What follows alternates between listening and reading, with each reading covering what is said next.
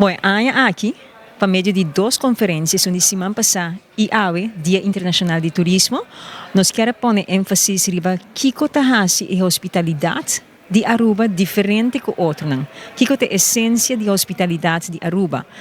E semana passada nós fazíamos por meio de diferentes apresentações e AWE nos enfocar e a trobe, não somente de explica breve com a hospitalidade de Aruba ta parte integral de nossa cultura, de nosso DNA, maneira nos explica AWE e ata por certo faz estudo ribesaki na ano 2017, pois nós três é aqui diante AWE, pero AWE também por meio de Welgedara,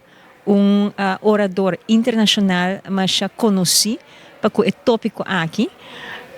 E com o autor de diferentes books, nós queremos também pôr mais ênfase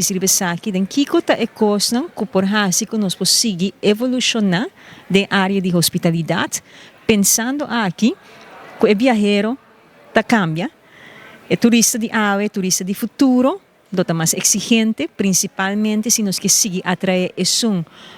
que tem valor mais alto para Aruba e que exige mais que segmento para nós, mas também tendo em conta que nós mesmos produto turístico também. Que é necessidade, mirando nos desenvolvimento aqui na Aruba, em termos de hospitalidade que nós temos que oferecer, e também considerando que a competência está muito forte, pois nós damos a diferentes instrumentos, nós estamos presentes de como vai implementar diferentes práticas para se assegurar que o nível de serviço e a hospitalidade está que quizás está mais elevado do que ano que está seguindo também. Aruba é o turismo seguro na última década,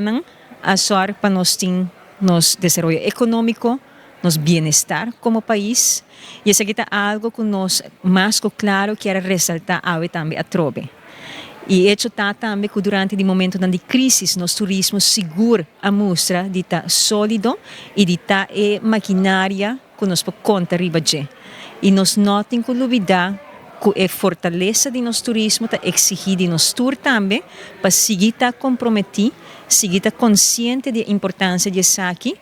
e também ter em conta que o futuro cambia, nós também precisamos evolucionar para assim nos dar nosso granito no nosso turismo da melhor maneira que é possível. Pois vamos cuidar e vamos chamar danke na tour é uma que ajuda, forma nossa indústria turística que é exitoso hoje em dia. Vamos chamar danke na que elaborar atualmente e está sorte para que siga é caso